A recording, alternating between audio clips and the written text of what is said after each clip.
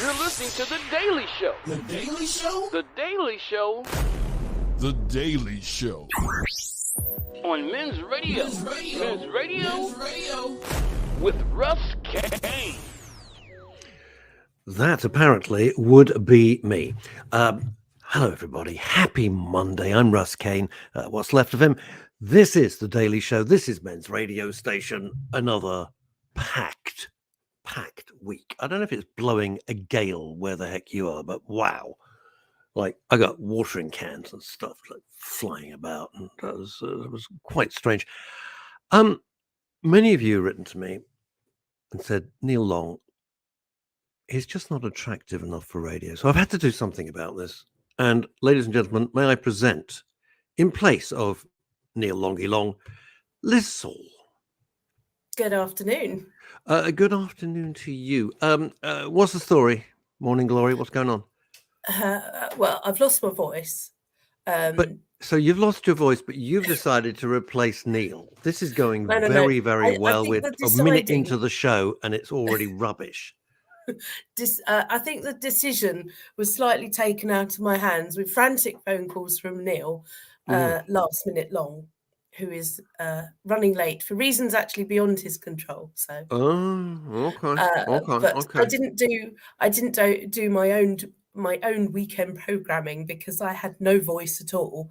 What's now my happened to you? throat What's is a happened bit to the better. voice department? What has happened to the voice department? Well, it's an occupational hazard when you talk rubbish all the time for a living, as you may know. The good news is my voice is a bit better today, but it's now gone into my nose. So I've gone from sounding like Marge Simpson's sister to, Ed the Duck or something. I don't know who Ed the Duck is. Who's Ed? I have no idea. Okay. I don't know. Sort of I'm far too broom young. cupboard, I'm far too young to know 1990s. these 1970 references.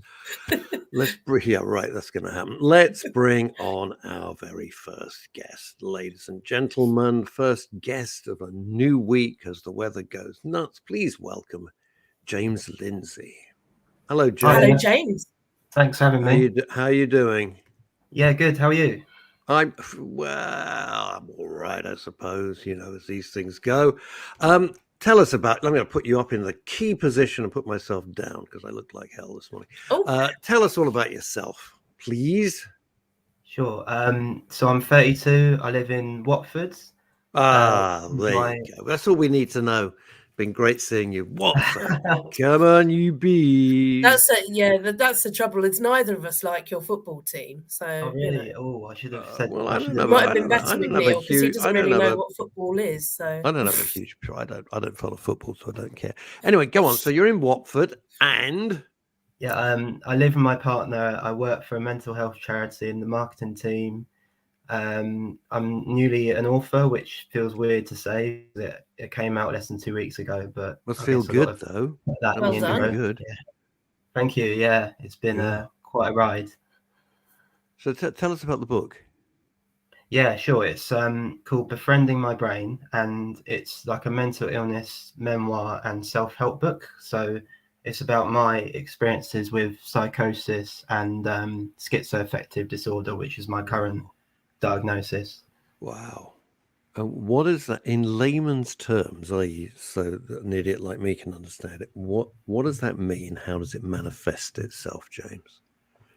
So it sits on a spectrum. If you imagine schizophrenia in one end and bipolar at the other, it's like a kind of cross between them because it's a psychotic disorder, but also a mood disorder. So I've got medication which keeps me stable, but without that medication, I could experience all sorts from like hallucinations and delusions, and I could talk really rapidly and not make sense and kind of experience like a different reality to people around me. So it's quite complex. When did this start? I had my first psychotic episode in 2016 after a breakup, and so I was sectioned for 4 weeks in it. So I had to spend 4 weeks in a psychiatric ward. Oh Lord! It was very traumatic. Did but you, it was- did you find that helpful though? Were they able to give you proper assessment and things? It wasn't just kind of shove him out the way for 4 weeks.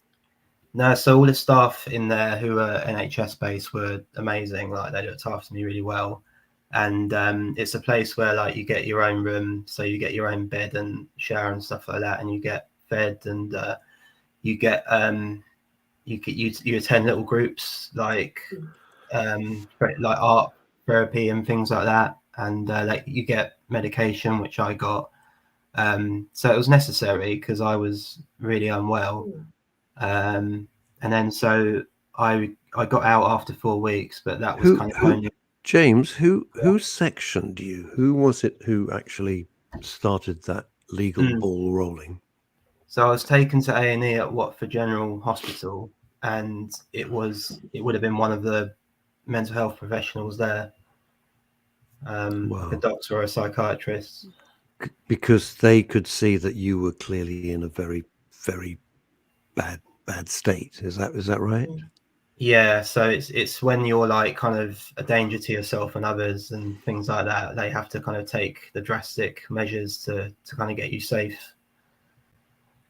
Okay. And how did were you in a position that you could comprehend that you were being sectioned, or were you relieved, or you didn't really know what was going on?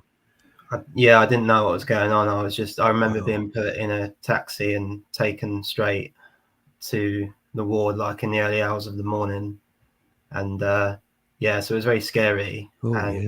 Yeah. Wow, And that's frightening. Tell us a few key points of since then. You said they were all very good and you had proper assessment and medication. Bring us to where you are now, that you clearly much more settled. You still have medication. Equally, you want to make sure that you can live your life to the fullest.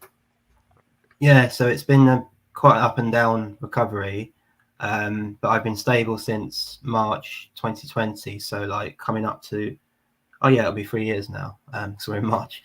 And so I'm very grateful to sort of have my health back, and I've learned a lot about mental illness in the last kind of 5-8 years or so. So I wouldn't change any of it, and I'm just trying to do my bit now to kind of raise awareness and prevent others from experiencing something similar, but also for people who've already had the experience, trying to show them like recovery is possible and things like that.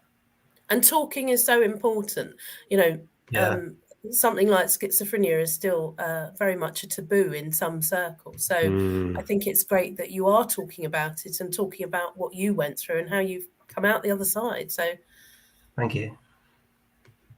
So do you feel strong enough now to be able to, I'm going to say mentor, or at least explain or take away some of the fear that surrounds it and some of the misunderstandings? Yeah. And what did you do before all this exploded on you? What did you do? So I was working. I had a job in London for a market research company, and I was living in a place called Ware, which is in Hertfordshire. Yep, know it. With my ex. So I was kind of under a lot of stress in the old job because it wasn't for me, and I was being quite hard on myself. And at the same time, I was trying to sort of save a relationship. So it was like a kind of build up of anxiety and stress over time. And then I moved back in with family, mum and dad, after the breakup, and then I kind of just went downhill from there. And they were supportive, obviously very pleased to have you back, even under sad circumstances. You've touched on something, well, all of this is fascinating, but you said you were very hard on yourself. Did you think you weren't good enough to do that? It was clearly the wrong job for you. I'm going out. So it's clearly the wrong job for you, right? And you realize that.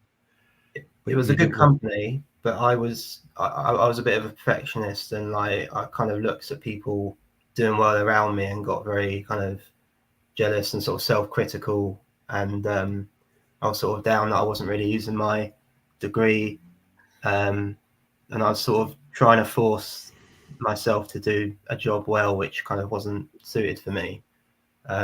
So the part of the recovery from the illness is also a career change, actually, because A lot of people who I've come across who went through similar things, it's been because of either a job like similar to me, like because of a work situation or because of a relationship situation.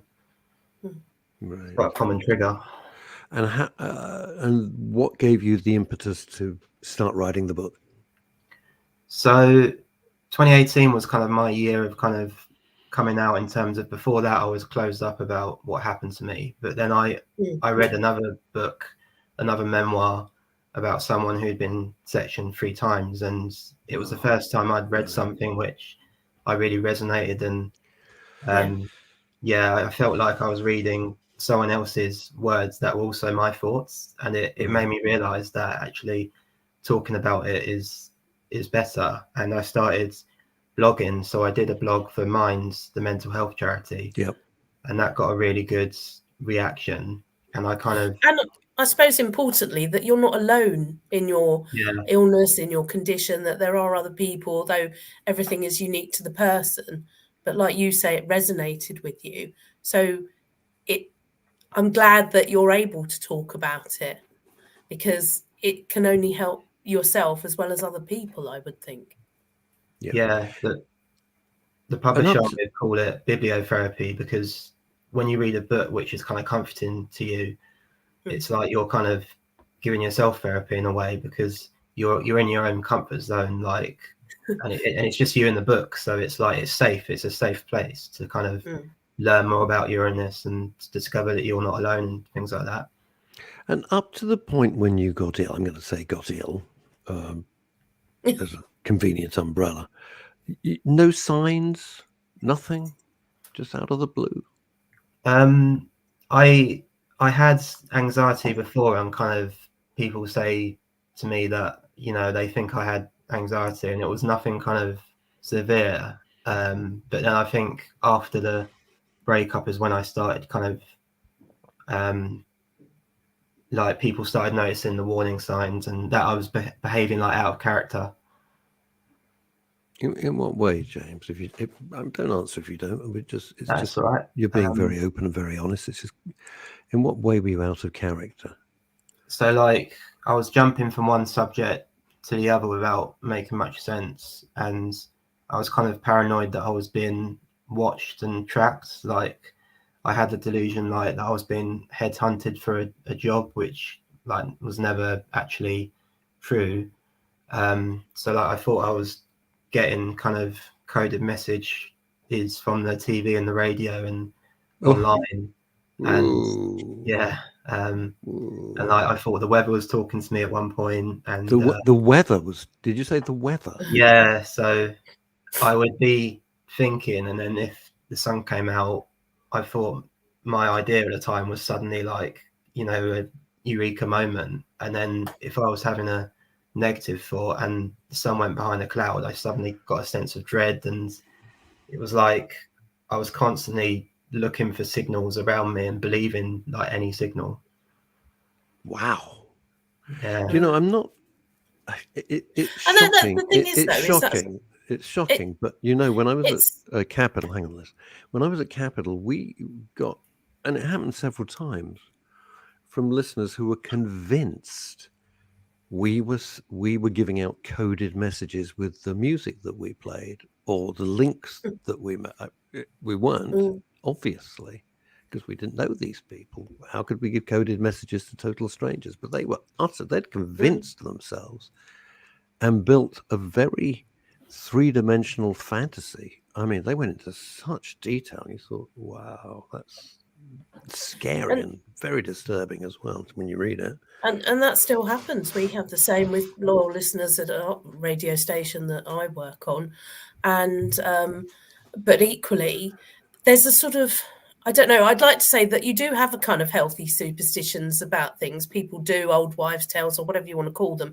You mentioned about the weather, and the one that I can think of off the top of my head is you go to a funeral and suddenly the sun comes out and you think, oh, so-and-so shining down on us. And you think, well, that's, I suppose, if for want of a better word, that's a healthy superstition, that you like to think the person who's died is looking over you and smiling, and the sun is representative of that. But this seems like very much next level coding.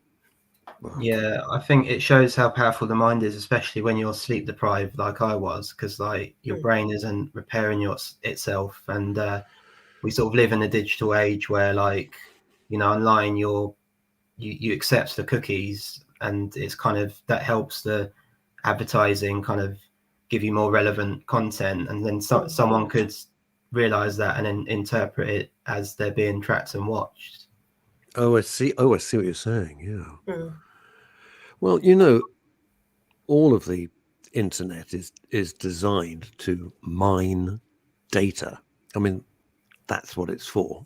That's what the companies do. They sell data. They need data. It's not the selling of the data, of course, James. It's the knowledge that they could target you with such ridiculous accuracy. But that's another story. What are your plans for the future, James? What have you sort of mapped anything out?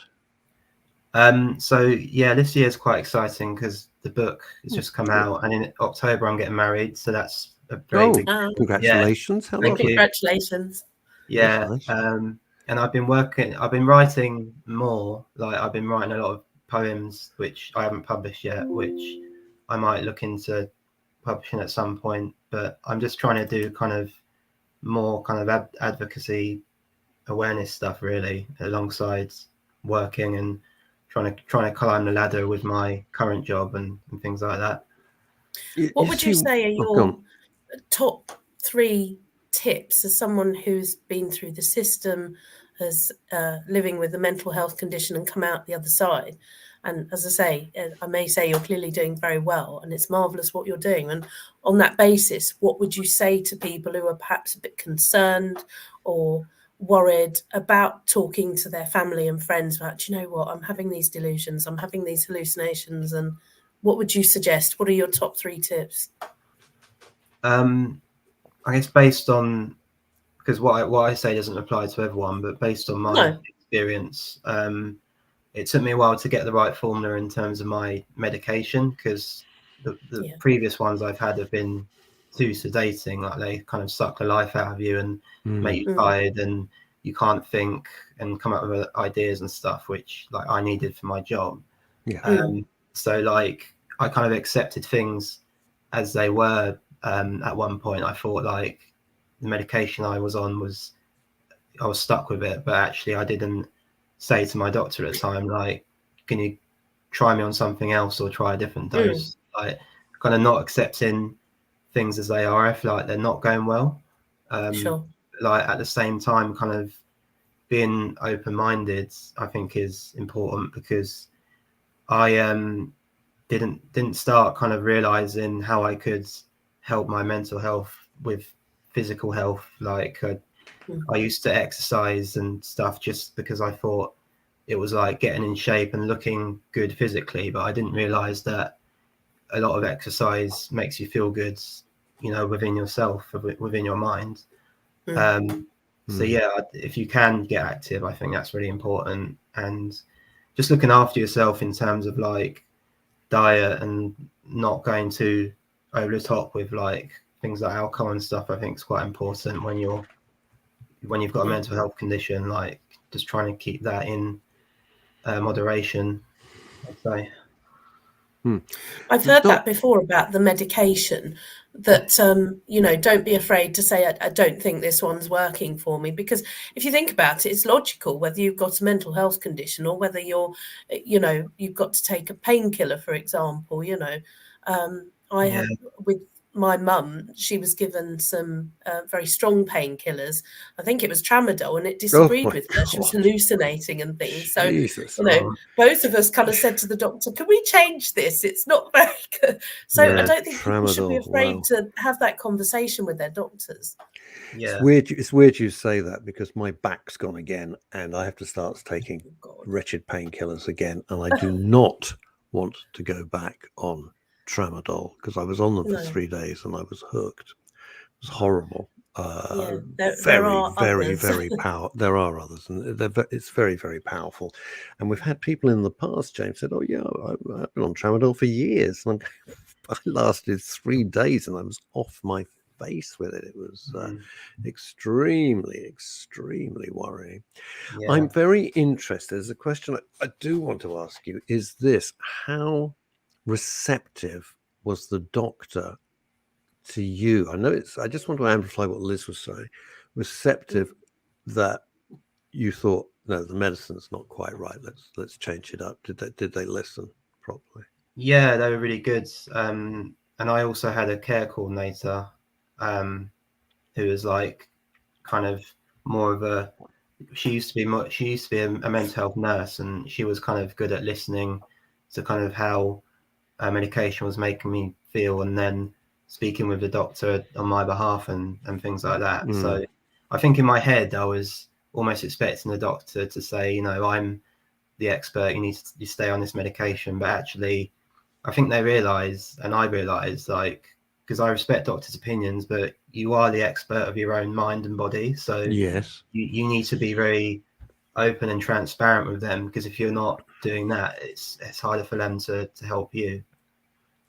Two major threads coming out of, well, there's a lot, but two that I want to pick up on is, number one, we've had a lot of guests on over the years who have been sectioned and were terrified, found it absolutely terrifying. And the picture they painted, and I'm not saying it's not true, let's just be clear about that, but they painted a picture like they thought that it was some ghastly Kafkaesque nightmare where they'd been taken and sectioned. They didn't ever think they were going to get out. Your experience was quite the opposite.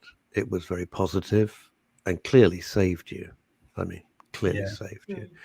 And the other is that not all doctors are dictatorial. I was going to say prescriptive, but that would be a bit obvious. And they will listen to you if you go back and argue your case in a sort of sensible, cogent manner. I think there's a bit of a sea change on that these days, actually. Prescribing, listening to the individual patient and prescribing accordingly. There are still some who are not like that at all. Well, there are. I mean, you know, doctors are people. You're going to get people who are receptive and open to conversation, and you're going to get people who say it's my way or the highway, and I'm the doctor and you're not, so do as you're told. And that's it. Tell us more about the book. First of all, give us the title again, please. Yeah, so it's Befriending My Brain, a Psychosis Story, is that the subtitle? Befriending My Brain, that's clever. And where's it available? Where's it available before we get down into the nitty-gritty of it? So you can get it on Amazon, both in paperback and ebook Kindle format. It's on the Waterstones website as well. Well done, you. The Barnes and Noble website and the publisher website. They're called Trigger Hub. Yes. The fact that you're on Barnes and Noble and Waterstones website is astonishing. I don't mean astonishing because it's you, but if you've ever tried to get a book on those websites, trust me, it's like trying to be the Pope. It's a little bit tricky. Emma Webb says this. I remember being sectioned in hospitals. I saw a lot of suicide and attempts. The memories stick. Yeah, that's kind of what I was alluding to. But you're with us now, Emma, and that's the main thing. And you write to us a lot, and you reach out to me on Twitter. And that in itself can be, you know, traumatizing, I suppose. There you are in a hospital because you've, you know, reached your wit's end with a trauma, and yet you're having to witness other people's at the same time. How did you find that? Or you mentioned you had your own room though, so perhaps you weren't so exposed. It was a mixed bag because some patients I got along with was quite friendly, and others were like there was one guy who I remember he was pacing up and down a lot and looking at me very kind of menacingly, and I kind of had to stay away from him because I wasn't sure kind of what he was thinking. And then there was another guy who snapped at me out of nowhere, like we were kind of playing on the pool table, and I don't know if I got too in his personal space, like I wasn't near him, but like too near him or something, but he just shouted and sweared at me out of nowhere, and I was kind of like, okay, and I won't go near him again, sort of thing. And so but I didn't, especially if you're playing pool and they got a cue stick in their hands, like all the best Steven Seagal movies. Look at this from Emma Webb. I lost count how many times I was sectioned. Oh, Emma. It's only now, over 40 years later, the road to recovery, and it's been freaking long. Let's go to our roving reporter. We're not sure quite where he is. Can you In hear his me, car. Neil Long? I can. I think freaking long is actually a good way of introducing me. And actually, in the spirit of MRS, I'm actually advocating for my friend today at a psychiatric hospital, and that is exactly where I'm doing it from, in the car park of Tolworth Hospital. So maybe I just walked in at the right time. Well, I think you did. James is our guest today. James has Hello, James. Welcome. Hello. Has written Just a to book Emma, and telling us his well story. done for persevering. I hope that you're in a bit of a better place. It is a long time, and I think that 40 years ago you didn't have the understanding or even the as I say, it was a very taboo subject even 10 years ago to talk about this. Totally. Emma, I Who hope you are getting some Who recourse now. Who did have Neil the Long, I've got a understanding? question for you. Yes, sir. How come the picture and everything is better from your car than when you're in your studio? It's crystal clear. Mr. E, my producer. It's crystal clear, and how marvelous. James, stay with us for a bit if you got the time. How is your friend Neil? Because what you're doing is admirable. I've done actually, I like literally walked in exactly the right time. It's been a long journey for him as well. And how much of this can I share? He he don't know who he is, so I can no names. He's got, and it's not his fault, but he's got himself. He was given fentanyl to take, which is bad stuff. Yeah. And through no fault of his own, and it is no fault of his own, he's got hooked on it. But he's dealing with depression, anxiety, all sorts of things, major losses in his life and all that sort of thing. But the problem is, and this is what I was going on to say, whenever he tells any professional about it, they jump straight on the fentanyl. Oh, it's the drugs, it's the drugs. And yeah, that's a part of it. But the problem is he doesn't really feel heard at the deepest level, which you need for the kind of healing, which I imagine Emma is seeking as well. And just before I left, I said, excuse me, I'm going to present the rest of the show from the car, in the car park of a psychiatric unit. The irony is not lost on me. Yes. And they said, do you want to add anything? The people who are doing the assessment. And I said, please, this is not who he is. I've known this man in his younger years. I know what he's like at his best. That person is still in there somewhere. He just needs to feel heard and in a safe space and fully understood. And without that, if people keep going, it's this, it's that, it must be this. Everyone's got an opinion, but that to be able to create a safe space for someone so they really feel heard and they can process and then give them the support, that is what people need. And I missed the first part of this, so I don't know if that's relevant or not, but I hope so. Yes, completely relevant. Let me just ask you one thing about your pal. The fentanyl was, how can I put this politely? Was that recreational or was that medicinal? No. He had some medical treatment. For the benefit of people that don't know, fentanyl is a very strong opioid painkiller. Okay, which is flooding America. It's their new they've got a massive major problem. It's one of the huge problems they've got because their borders and not secure as well in America. Yeah, both of them. And you shouldn't be on it for more than about 2 or 3 days. It is to deal with the most grievous pain. It is not something you should be on for years. And when I heard that he was on it, my mouth fell open because I'd just seen a documentary about the America thing, and I'm like, geez, what are you doing on that? And it wasn't his fault. It's not his fault. That's the sad thing about it all. But he had problems beforehand, or the fentanyl has triggered this. It doesn't help, certainly, and he certainly needs to be off there. But even if there was a magic way of coming off tomorrow without any withdrawal symptoms, which, by the way, make that scene in Trainspotting look tame, they're hellish. But even if he could come off them in 24 hours by some sort of magic, he would still have these problems, and that's what really needs addressing. And that's what I pray he gets the help of. Emma, my love, you never have to share. You're welcome. That's what this space is for, Emma. Emma, never apologise. Never apologise. No. We created Men's Radio Station and Women's Radio Station for precisely people like yourself. Yeah. And for these conversations. So for those of you who are just listening and can't see, not watching, Emma said, if I shared too much today, I am sorry, with 5 kisses. You haven't shared too much at all. That's Emma. What this is about. This is what we hoped would happen, that people would have honest conversations, as James Lindsay is having with us now, and being very open and very honest, and without any criticism or any glib little stupid, No judgment. TVAM comments coming back and all the rest of it. It's proper conversation. That's not what it's about, Emma. This is a safe space, and you're welcome here, my love. It's not and just Emma, I'm pleased that you felt that you have been able to share, because, as I said before, it shows that you're not alone. There are all sorts of people suffering from all sorts of mental health conditions, and to be able to talk about it and find ways of getting more help and moving forward in your life, that can only be a good thing. And the other thing, it's not just a safe space, it's a non-judgmental space. Yes. My view is, I listened to James just now and I go, well, there, but for fortune, we're all a heartbeat away from something grim, is my view. You just don't know what that is. So anybody who's really cocky going, sure, it wouldn't happen to me. Really? Wouldn't it? Happen to anybody. Can happen to anybody. And that's really the point, isn't it? That's really the point. So James, it's interesting. I'm so pleased that no, it was did you say it was Mind or Calm who you're working along with? I've done 4 blogs for Mind's mental health charity. Mm-hmm.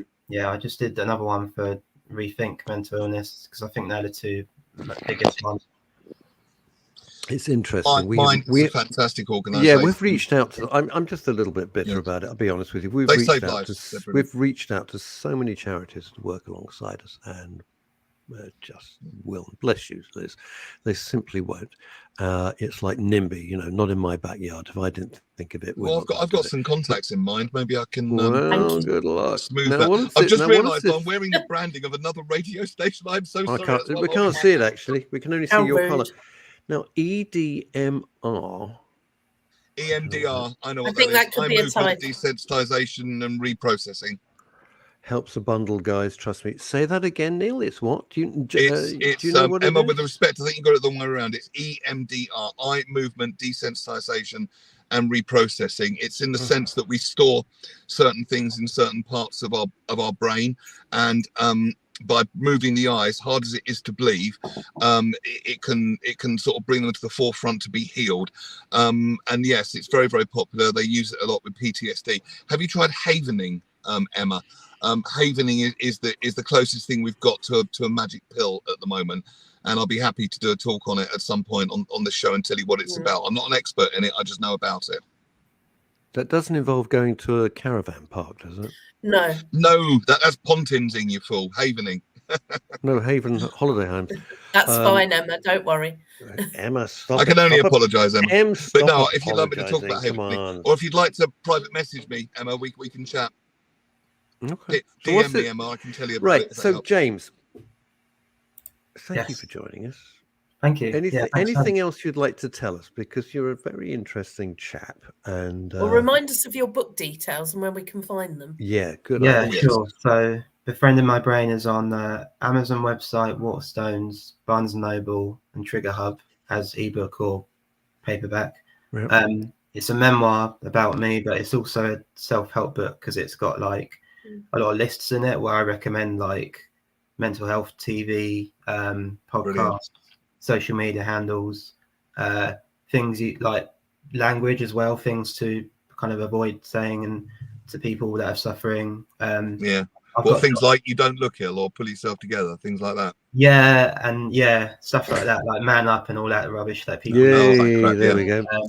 And it's got like my doctor's notes in it and chats with other people as well. So it's not just my words, it's like coming from different perspectives. So I've tried to make it. Sounds fantastic. Sounds really authentic as well. I'm sorry I missed the start of that, but it seems that you're doing very, very well. If you're writing books, it seems that you've turned the healing corner, even though I missed the start of that. So congratulations, and I will certainly. Well, I'll be honest, Liz was excellent, Neil. Liz was excellent. Fine, whatever. I don't even care. Very, very professional, even though she's in agony with her throat. It didn't even stop her. That's the sort of professional woman that she is. What a broadcaster. Right, David Green, who I'll be chatting to this week, says this is a very private person, is David. Once you come out of the psychosis, the most difficult thing for me seems to be finding a direction in life, especially when jacked up on medications. Ooh, David Green, yeah, absolutely. How do you feel about that? And James, how do you feel about that comment? you want me to put it back on the screen? Yeah, I'll put it back up. I can see it. Yeah, it's it was difficult for me actually to get my life back on track after coming out of being in section, because I was very heavily medicated and I was very depressed. I put on a lot of weight. My self-esteem, my confidence were like at an all-time low. So yeah, I think that's the hardest part, is kind of starting the recovery really. Do you find it helpful to do what you've done and talk about your experience and do things like this and talk about it? Do you find a joy in helping other people? Perhaps what things contribute to your recovery apart from traditional treatment might be the question I'm asking.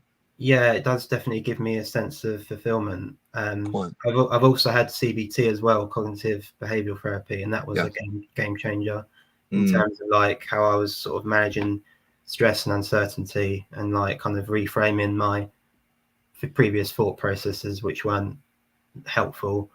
We've all got them, but the good thing is they can be reframed with the right teacher and the right safe space, and that's good to know. I think the good thing is we know so much more now, and so many more conversations like this are happening. You know, radio stations all about mental health, for goodness sake. Who'd have thought? Who'd have thunk it? You know, and I think what's important. And a greater awareness, Liz, of mental health as well, and people are willing to talk about it more and get rid of that awful stigma. Sorry, Liz.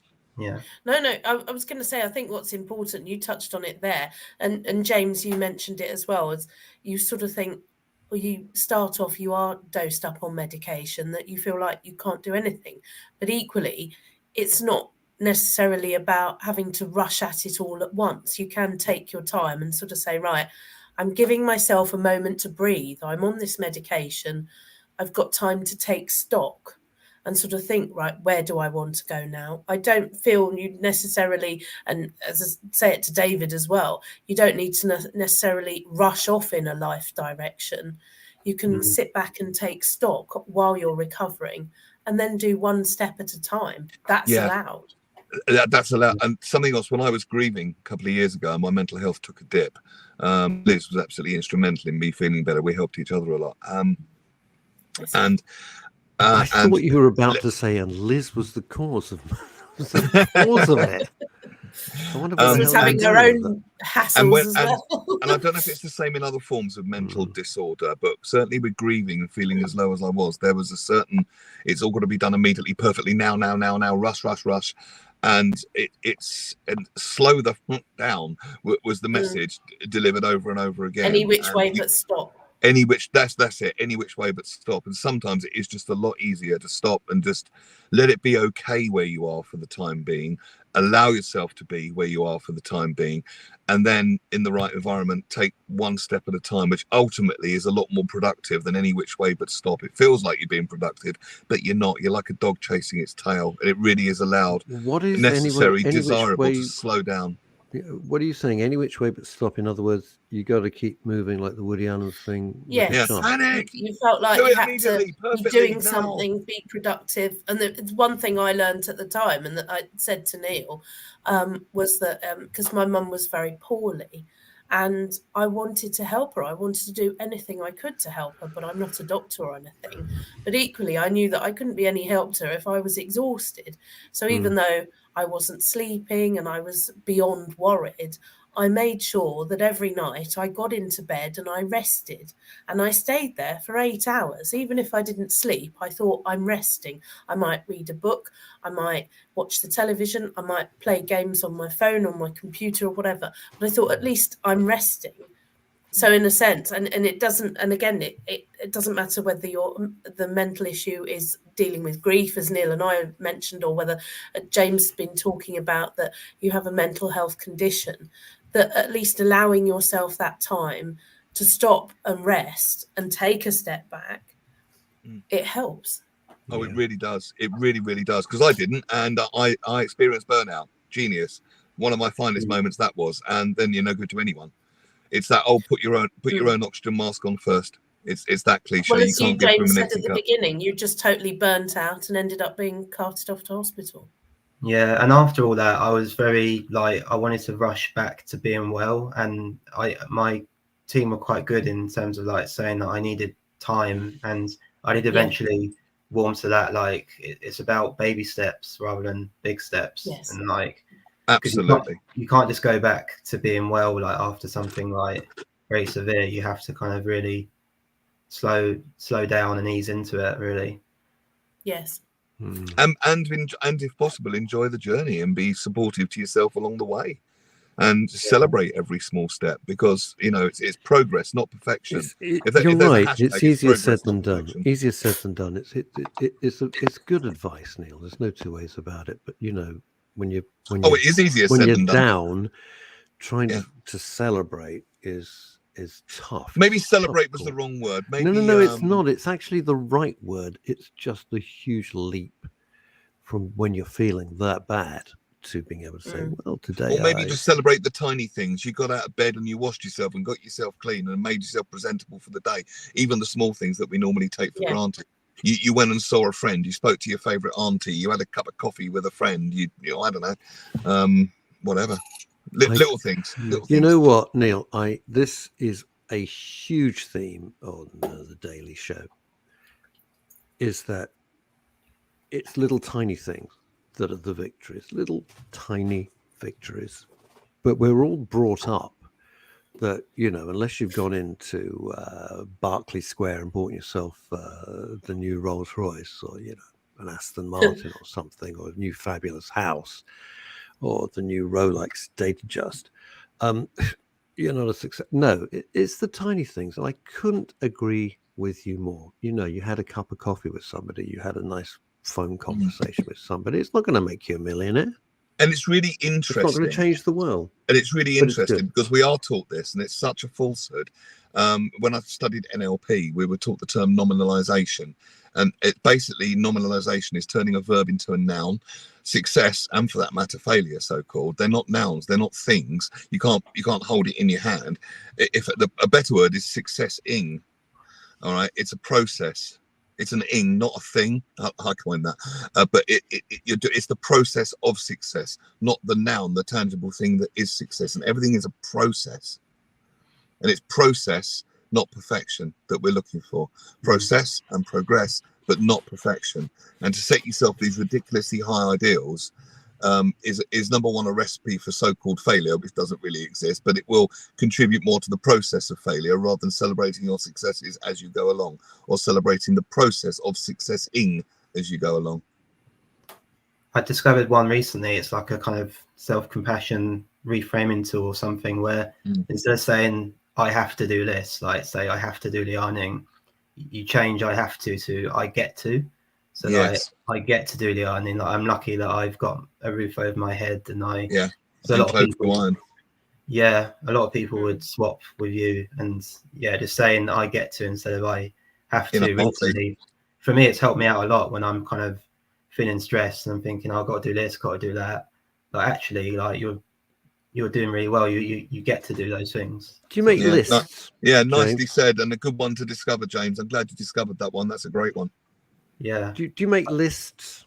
I do. Well, at work, I definitely have a non-stop to-do list. I try and be organized, and that kind of helps me manage, I'd say. I tell you why I ask. I make lists, and I read a lot about it. It's not too tricky. I mean, we've always made lists. You made a shopping list. It doesn't make you a genius and a book publisher, but you make a shopping list, because otherwise you go and forget what you went out for and buy a load of rubbish you don't need.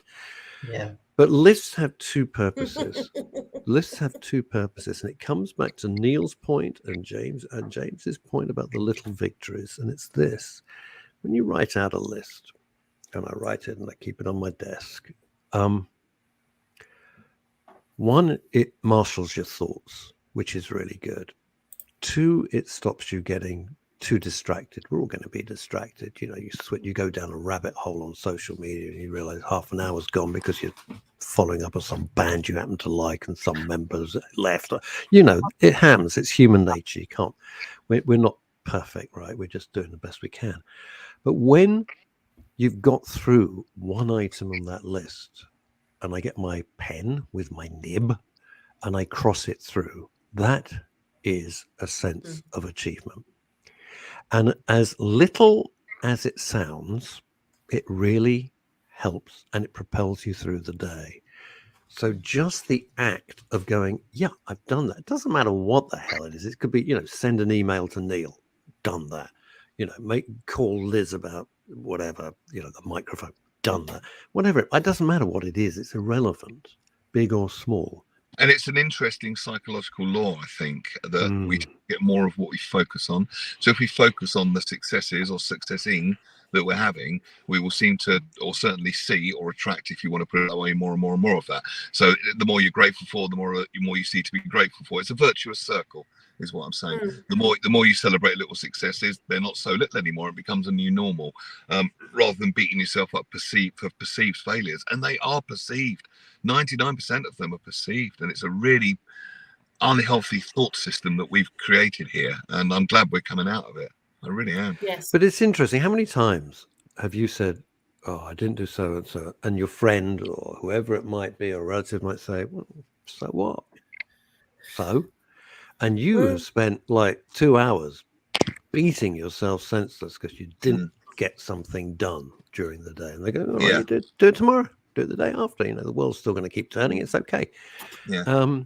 But beware of people beware of people who say they want to help you in parentheses, and then kind of use you as a excuse to sort of let me find the right words here, beat you up to make you do better. But what they're really doing is serving their own agenda because they can't deal with their own issues. Not sure I understand that. People projecting their stuff onto you and giving you a hard time when they should be looking at themselves, and they say they're helping you. Think Jeremy Kyle. I'd rather not. Exactly.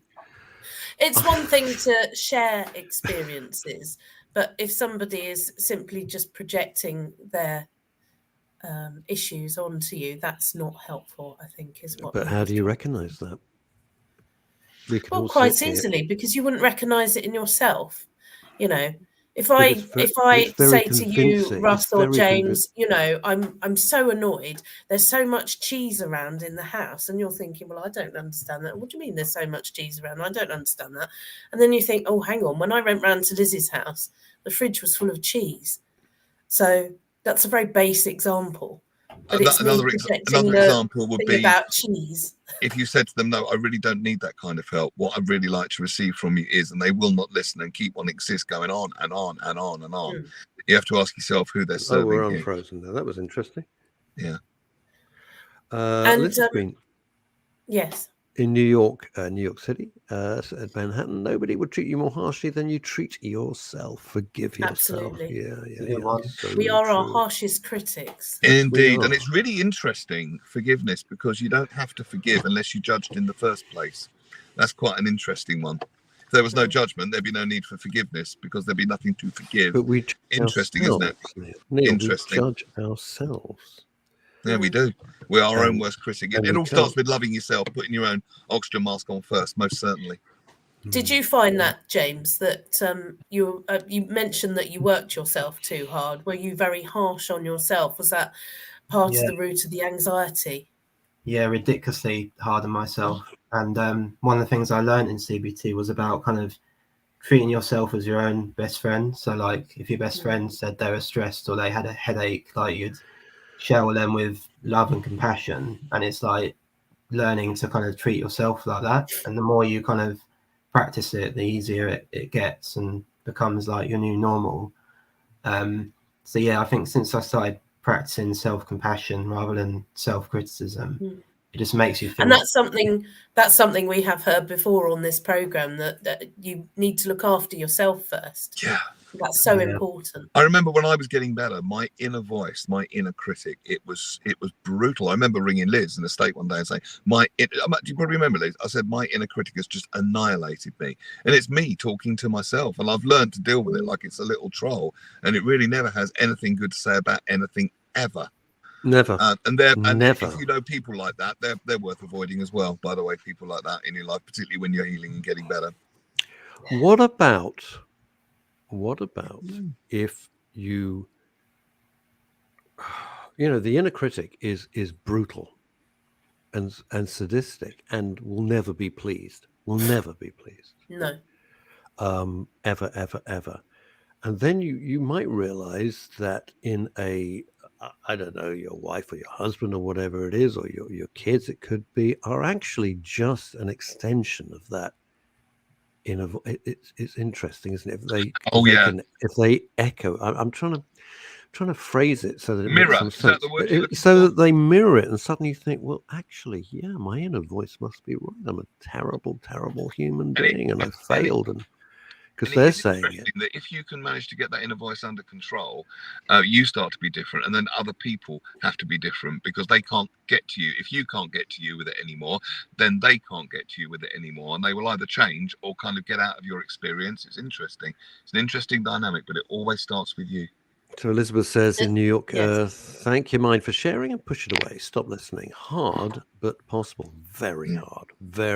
It is that inner voice, that inner critic, will whip you till you bleed, and it won't go away. It is very And tough. I have said that, as I Very said, tough. it's back to we are our own worst critics, but equally, you can sort of look around you and say, as James alluded to, I get to do this, I get to do that. So you can say to your inner voice, no, F off, go away, look at what I have, look what's here.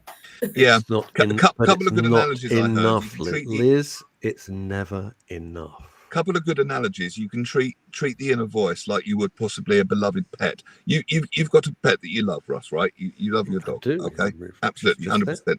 He's probably Yeah. just out of camera shot. She Now, you is. She's cherish only your ever dog, 3 but you feet wouldn't- away from me. So But you wouldn't let her wreck the house, would you? You would have some discipline. No, I wouldn't. No, exactly. No, she So lets him wreck the house. Treat the inner No, voice in the same.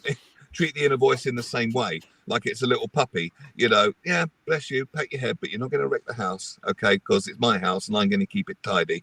That's a good metaphor. The other one's a bit more robust, and it came from NLP. It's called the STFU technique, which is shut the up and then move on. But don't do it in public, otherwise people think you're a bit crazy.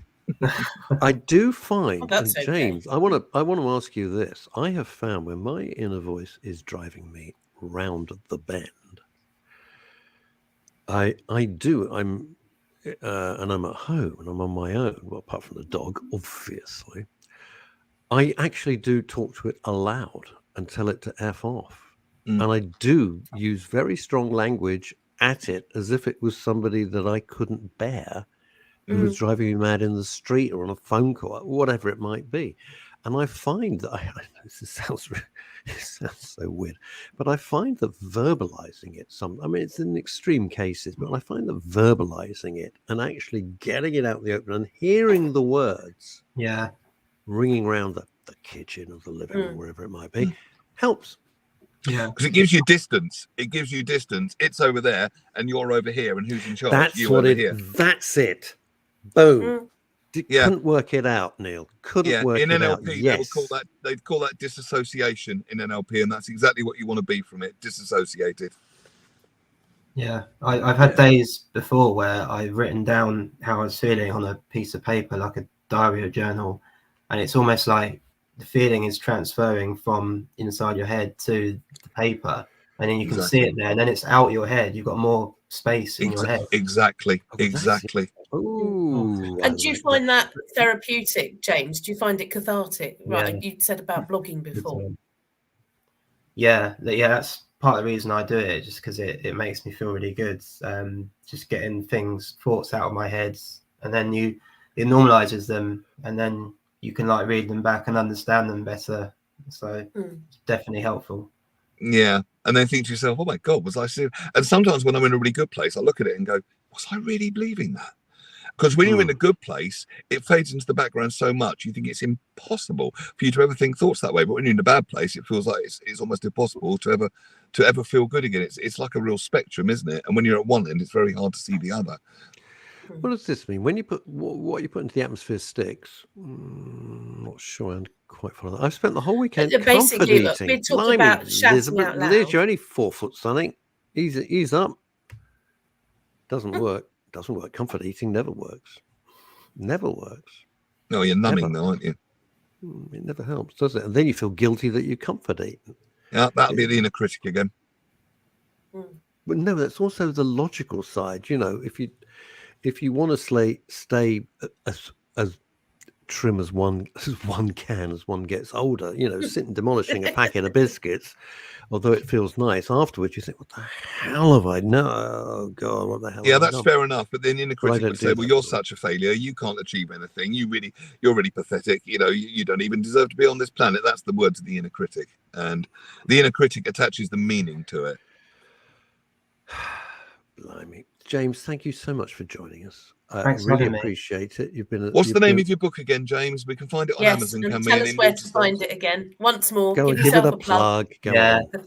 With Befriending My Brain, a psychosis story on Amazon, Waterstones, Barnes & Noble, Trigger Hub, as an ebook or a normal book. Yeah. Fantastic. Bravo, you. Thank you very Bravo, much. Well done, Thank you James. for coming on. Come back Good and to see talk us. to you, Come James. back and see us anytime. You've got all my email, you've got all my contacts. Just reach Yeah, that'd out be great. anytime you want, fella. You'll be very, very welcome. All right. And thanks for Take doing what care. you do as well. The show, it's really good, and I'm sure it Oh, helps bless loads of you. people. Thank you. I'm going to You're welcome, ruin. I'm James. going to ruin it now with a stupid anecdote. But anyway, there we are. Bye, Oh James. no, not one of your anecdotes. Yes. So I'm just changing the subject because it Got just to plug makes me laugh. Wednesday before we go. What?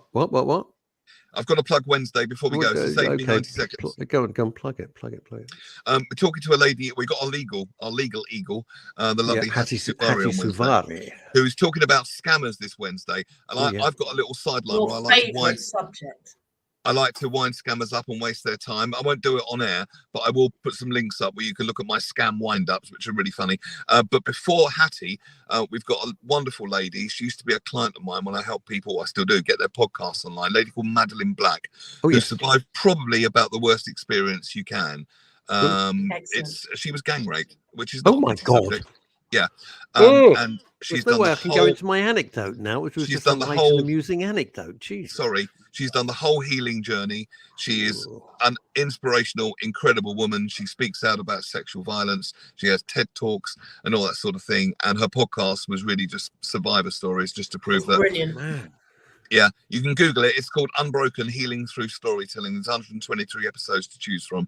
And I cannot wait to talk to this incredible lady because she is living proof that no matter what happens, you can remain unbroken and be well again, which she is. And it's incredible to see. Wednesday, midday. Anyway, so my friend Your Gloria Miller, anecdote. Gloria Miller is coming over from Los Angeles, and I received an email this morning. I'm coming over. She's a woman of certain years and is great fun. And last time she said, well, meet me where I stay, which is the Lansdowne Club in Mayfair. Very nice. Mhm. Used to be Mr. Selfridge's home when he actually lived there. Very nice. So I go in to meet her because we're going off to have a snack. This is way pre-COVID, and I'm wearing my normal attire, which is fairly reasonable for London. And out of the blue comes one of these, I'm terribly sorry, so I'm going to have to ask you to leave. Never happens, does it, in London? I mean, I said, I'm so sorry. You're wearing jeans and not an appropriate shirt. No, I wasn't wearing a flat. I was just wearing a t-shirt or something like that. So I said, oh, okay. So I had to leave. I didn't want to embarrass my friend Gloria. She comes back to LA about a year later or so. Let's meet up for lovely. We'll meet up for lunch, go and have a snack. So I meet her at the hotel. And this time I'm thinking, I'm not having this. Obviously, I don't want to embarrass my friend. So I wear a very nice shirt, very nice chinos, proper shoes, everything pucker. And it was a very, very hot day. That summer, pre-COVID, it was boiling. So, standing there, I'm terribly sorry, sir. I'm going to have to ask you to leave. I said, well, wait, hang on a minute. Hang on. We had this about a year or 18 months ago. Did you forget your tie? I have dressed absolutely correctly. I'm afraid not, sir. You're wearing a short sleeve shirt. Oh. A short sleeve shirt. And I said, but it's literally about 90 outside. I'm aware of that, sir. So I wrote back to her. I said, looking forward to seeing you when you arrive, next month or about 8 weeks' time or something. I said, and looking forward to being ejected from your club for the third. Do you know what I want to do? I want to go and turn up in my mankini and see how long it takes me to get thrown out. It was just, oh, dear God. It was just, I just thought I'd lighten the mood a little bit there. James Lindsay, smashing guest. Liz, you are a breath of fresh air. Thank you for jumping in, Liz. I appreciate it. And thank you. I got to say that the broadcast from your car worked absolutely beautifully. It's like, you know, out and about, nationwide or whatever it is. We will be back with a packed show, as Longy just told you, on Wednesday. And Liz can Madeline Black and Hattie Safari. And until then, try and stay out of trouble, everybody. Bye-bye. Bye now. Bye-bye. Love you. Hug